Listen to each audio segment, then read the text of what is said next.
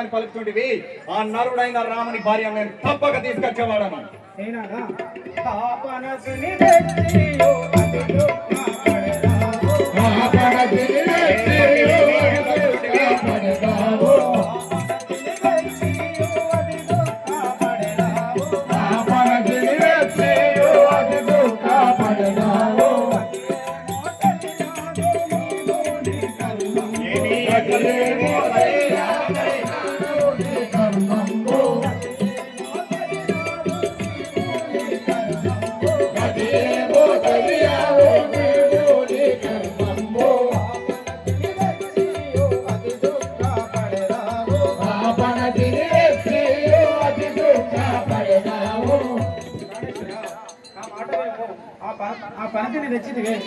దుఃఖముల పాలైంది కదా.